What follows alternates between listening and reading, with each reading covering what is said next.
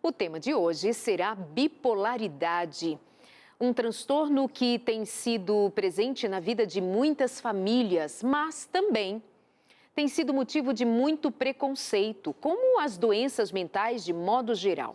Ele tem sido um instrumento para levar as pessoas, a partir do conhecimento, da ciência, do acompanhamento médico, a encontrar o apoio necessário para que possam viver de modo equilibrado, conhecendo melhor a respeito da bipolaridade. Então, nós esperamos você aqui no programa de hoje e, neste momento, eu já chamo o nosso convidado de hoje. Ele é psiquiatra, o doutor Renato Silva. Vem para cá, doutor Renato, ele fala com a gente direto de Uberlândia. E nós vamos fazer todas as perguntas e queremos ouvir a resposta para cada uma dessas perguntas que nós leigos fazemos, doutor. Bem-vindo, prazer tê-lo aqui, que já tem se tornado uma autoridade no tema bipolaridade. Bem-vindo, muito obrigada por aceitar o convite. Eu que agradeço muitíssimo a oportunidade de falar aqui, Darleide, sobre esse tema que muitas vezes é desconhecido, E tudo aquilo que é desconhecido pode gerar medo de alguma maneira. Mas com esclarecimento, com conhecimento, e nós vamos conversar muito hoje sobre isso, você vai ver que tudo fica bem mais simples, fica bem mais contornável e principalmente, a gente quebrar um pouco desse estigma, às vezes até do preconceito, que existe em relação à saúde mental de maneira geral e com o transtorno bipolar ainda mais, Doutor, devido à falta de conhecimento. Então, muito obrigado pelo espaço e o convite. prazer. Doutor, por onde então nós devemos começar a conhecer a bipolaridade como algo que tem sido de sofrimento para muitas pessoas, para muitas famílias, justamente pela falta de conhecimento? Por onde a gente começa a ter um olhar mais positivo sobre a bipolaridade?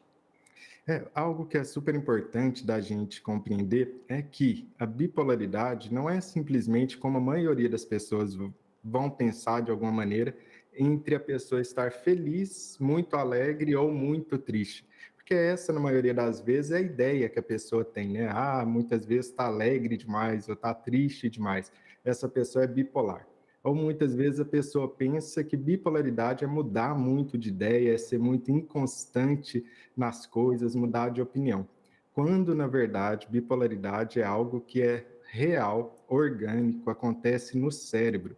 É muito melhor da gente pensar que a bipolaridade é uma pessoa que tem uma fase que desliga, desativa o cérebro e uma fase onde que ativa muito o cérebro.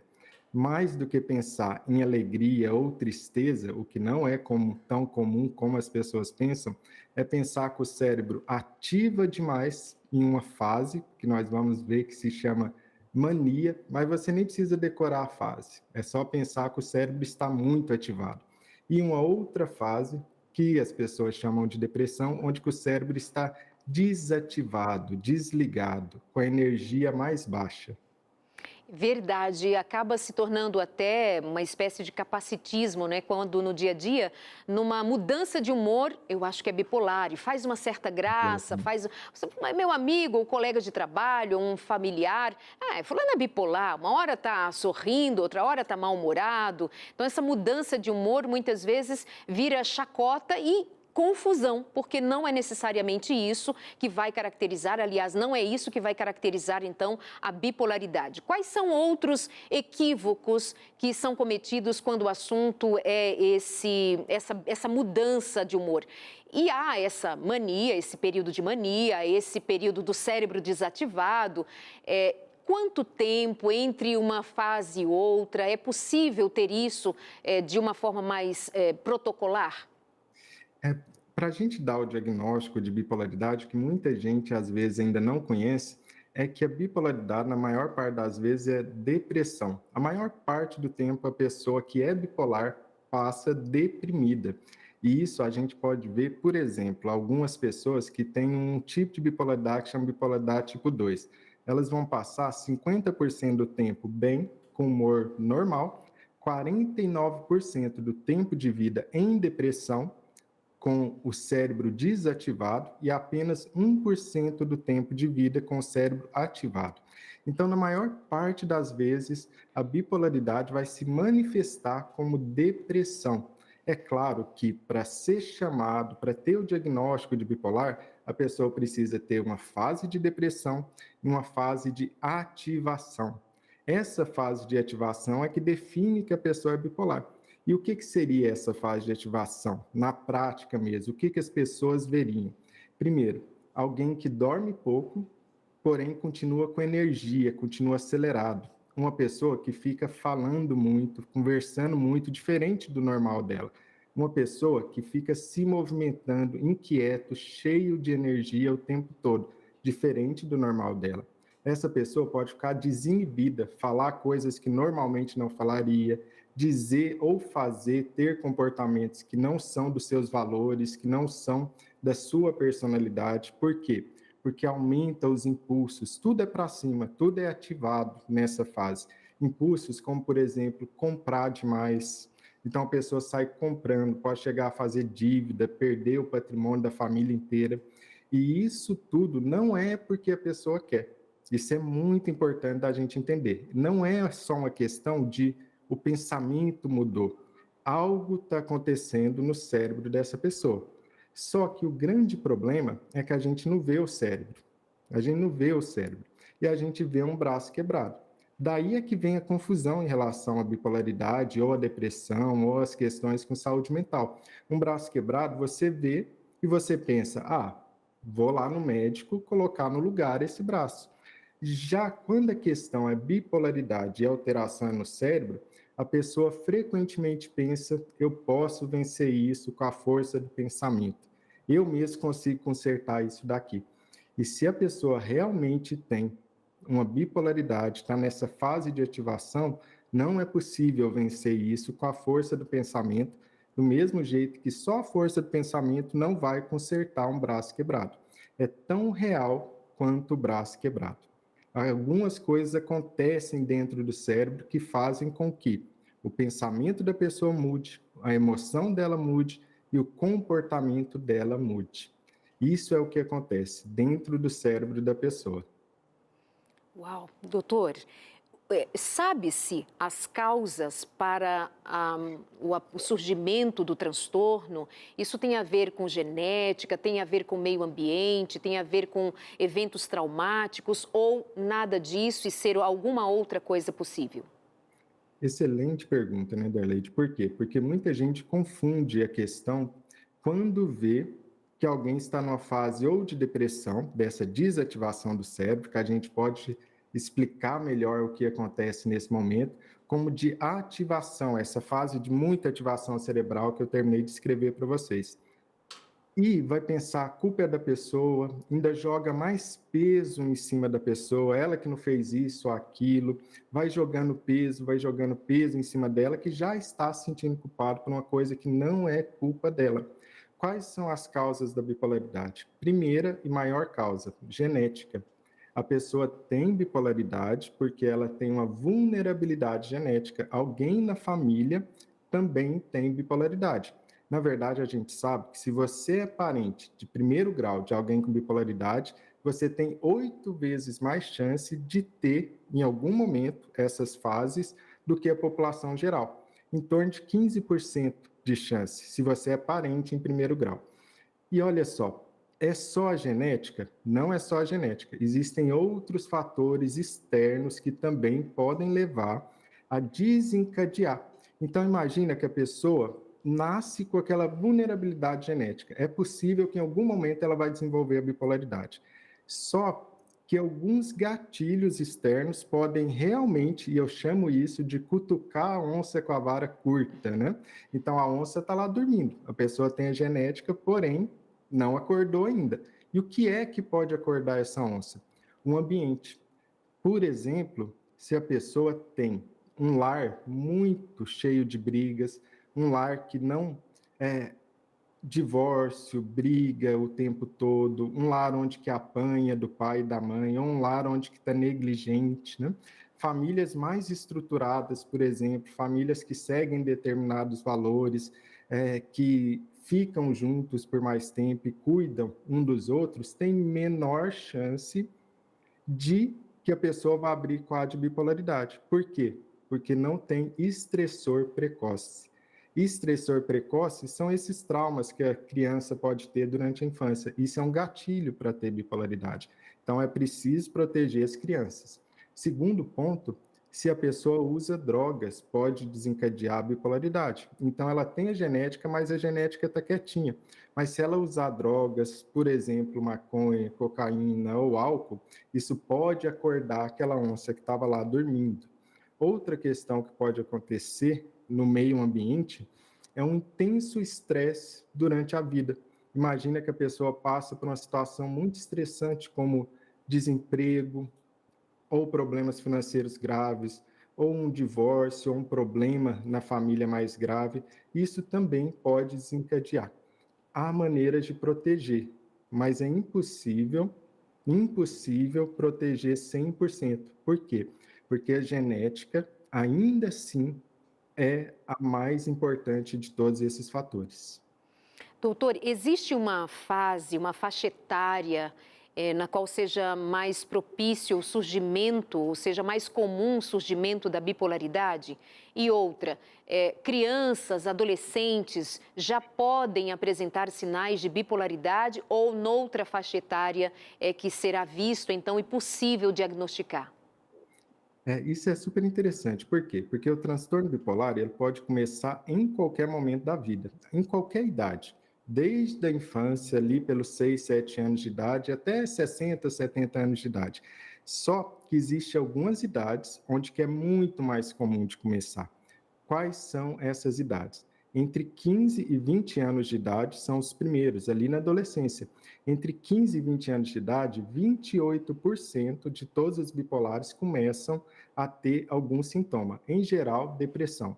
Mas pode ser ansiedade, pode ser crise de pânico, pode começar de diversas formas. Essa é a faixa etária mais comum de iniciar, entre 15 e 20 anos. E qual que é a segunda faixa etária mais comum? Entre 20 e 25 anos. Então, se você for pegar mesmo, você vê que o transtorno bipolar, em geral, vai começar entre 15 e 25 anos de idade, na maior parte das vezes, e como uma depressão. Começa como uma depressão. Se você pegar todos os bipolares que existem, 70% já vai ter aberto o quadro até os 30 anos de idade. E 30% só vai ser depois dos 30 anos de idade. Então, a gente vê que ela começa a se manifestar muito cedo mesmo, na adolescência ou no adulto jovem, apesar de ser possível, sim, de se manifestar mais tarde.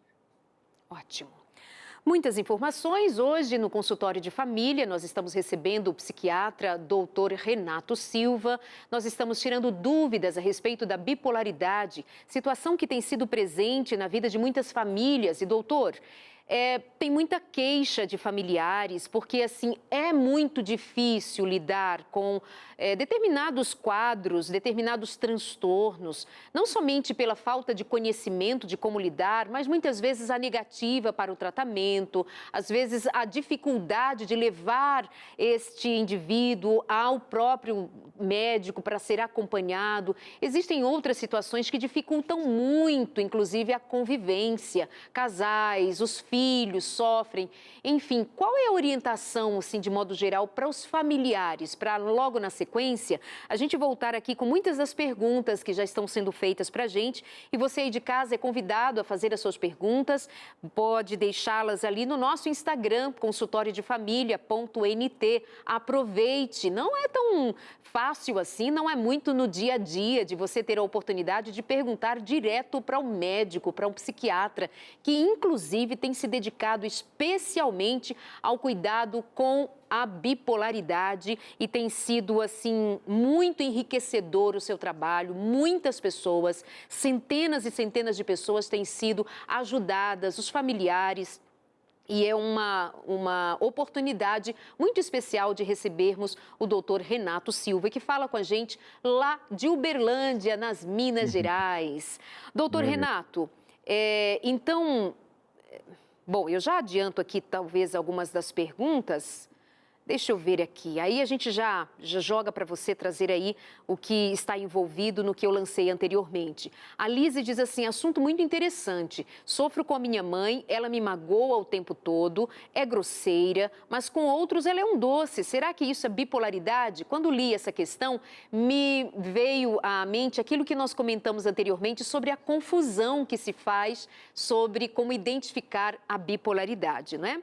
Doutor, mais uma. O meu marido sofre de bipolaridade. Eu costumo falar que ele tem 4 estações. Aqui já entra no que as pessoas estão falando da convivência. O que dizer, então, sobre os familiares e a convivência com pessoas e saber administrar as fases? Não é fácil, né, doutor? Pode não ser nada fácil, na verdade. É algo que eu sempre digo para os familiares e até para quem recebe o diagnóstico de bipolaridade. O conhecimento salva muito, é muito importante buscar conhecimento para compreender aquilo que é verdadeiramente sintoma e aquilo que não é, que é a personalidade da pessoa. Isso pode se confundir muito, por quê? Porque quando eu quebro um braço, fica claro que aquilo ali não está bem, meu braço está quebrado.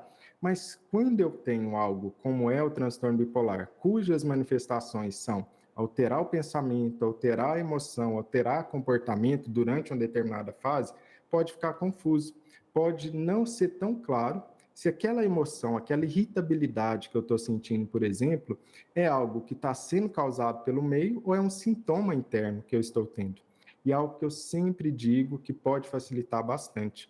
Personalidade é algo que vem desde a infância, depois na adolescência, é um padrão de comportamento, de forma de lidar com o mundo, de lidar com os outros, que é relativamente fixo. Isso é personalidade. Quando eu tenho a fase da bipolaridade, do transtorno bipolar, eu mudo, então eu tenho uma fase distinta. Não é uma pessoa que sempre mudou de ideia o tempo todo. Essa pessoa muda de ideia, ela é inconstante, ela não é bipolar. O que é, ou como é que você verá se alguém é bipolar?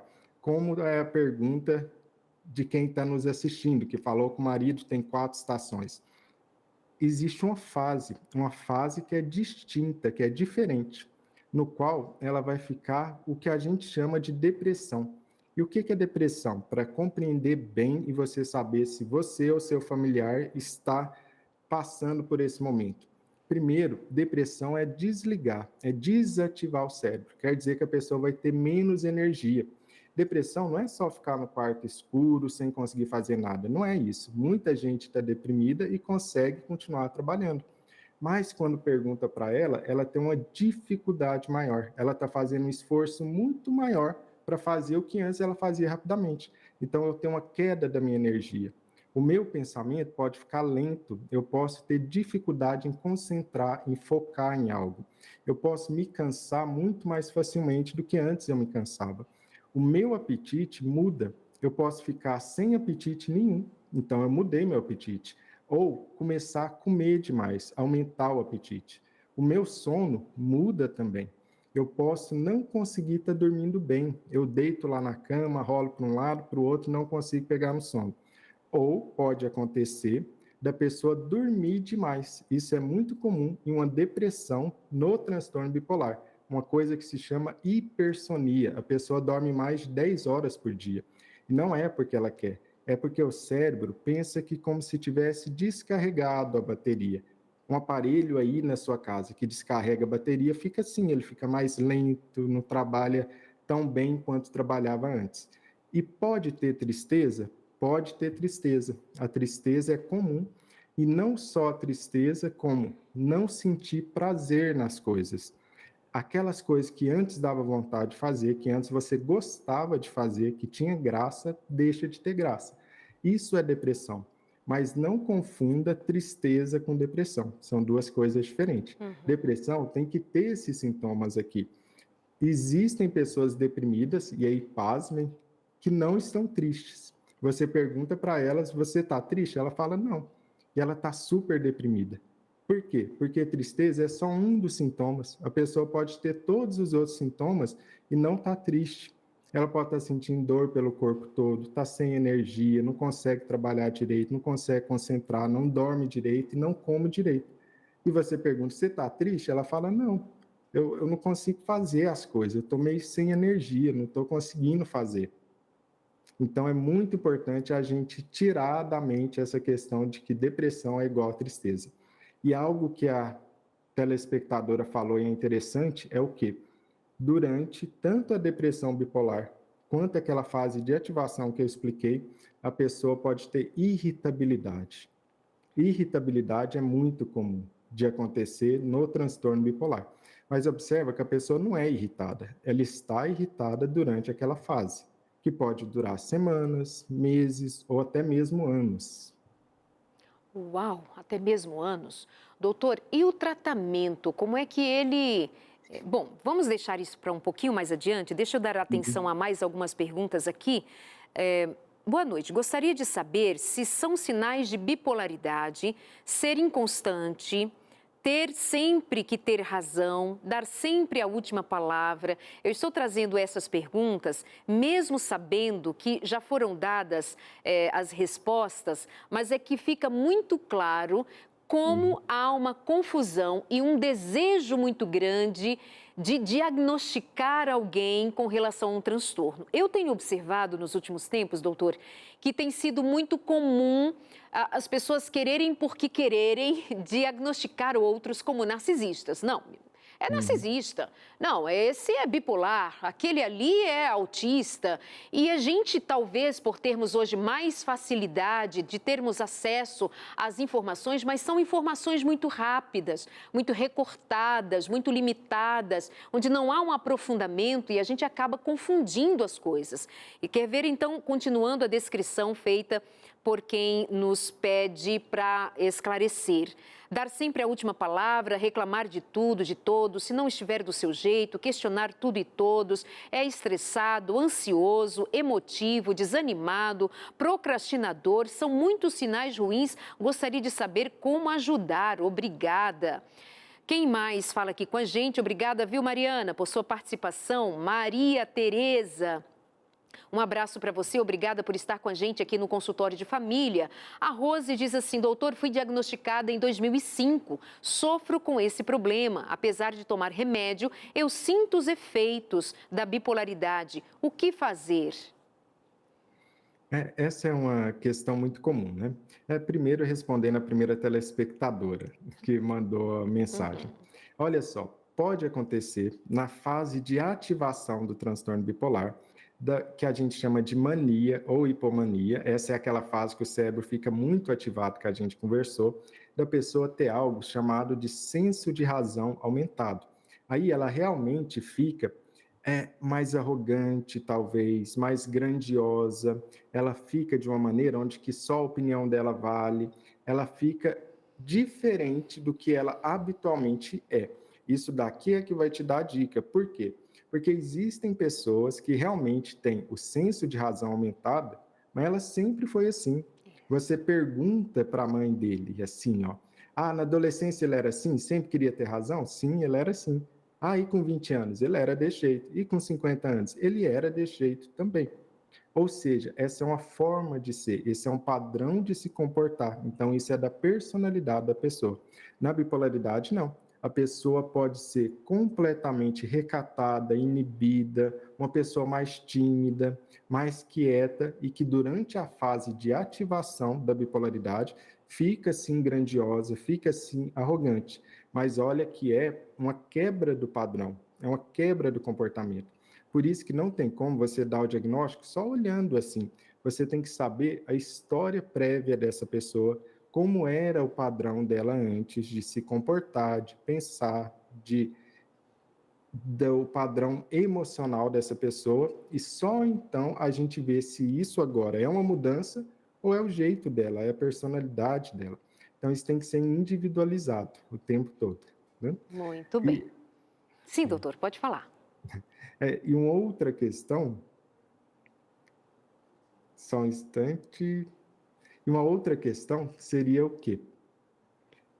Essa que a segunda telespectadora mandou, que é perguntar sobre o tratamento. Olha só, a primeira coisa que a gente tem que saber: o tratamento não é só o medicamento, porém, o medicamento é fundamental. Eu sempre brinco que o medicamento no tratamento do transtorno bipolar é como se fosse a fundação da sua casa. É claro que você não vai morar numa casa sem fundação, você precisa da fundação. Então é essencial. Mas, por outro lado, você não pega a sua família, você não pega os seus móveis e vai lá morar só com a fundação da casa. Você quer um teto, você quer uma parede, você quer uma porta, uma janela. Do mesmo jeito, o tratamento do transtorno bipolar precisa sim ter remédio, mas não é só remédio, nem de longe é só remédio. Eu preciso me atentar para o meu ritmo de vida, o meu ritmo biológico, o meu padrão de sono, eu preciso me atentar para a minha alimentação, para a atividade física, eu preciso me atentar, inclusive, para as minhas relações interpessoais, para reduzir o estresse, para eu ter apoio, uma rede de apoio, seja dentro da família, seja dentro da igreja, seja com seus amigos, é necessário ter uma rede de apoio. Pessoas que têm rede de apoio se saem muito, muito melhor para lidar com o transtorno bipolar do que pessoas que estão sozinhas, isoladas e que não têm aquele momento ou não tem aquela pessoa a qual pedir ajuda e receber ajuda em um momento de dificuldade. Então, quanto mais apoio a gente tiver, uma rede ao nosso redor, melhor. Então, nem de longe o medicamento vai fazer tudo, apesar de ser fundamental, é necessário várias outras questões que precisamos ajustar no tratamento. Muito bem, agora nós vamos para o nosso intervalo e já voltamos conversando com o doutor Renato Silva sobre o transtorno de bipolaridade. Muitas perguntas aqui e a gente quer ajudar você trazendo esclarecimento sobre um tema tão importante, o sofrimento de muita gente, de muitas famílias. E é muito legal ouvir o doutor Renato falar porque tem uma leveza no apoio que ele oferece, profissionalmente falando, e uma convicção muito grande de que é possível lidar com o transtorno da bipolaridade, com a gentileza que o caso precisa, com o conhecimento que está disponível, com essa rede de apoio, com entendimento e com certeza é muito possível, segundo a proposta de cuidados com a pessoa com transtorno bipolar, viver uma vida com equilíbrio e bem-estar junto à sua família. Nós vamos agora para o nosso intervalo e já voltamos. Esperamos você. Até já!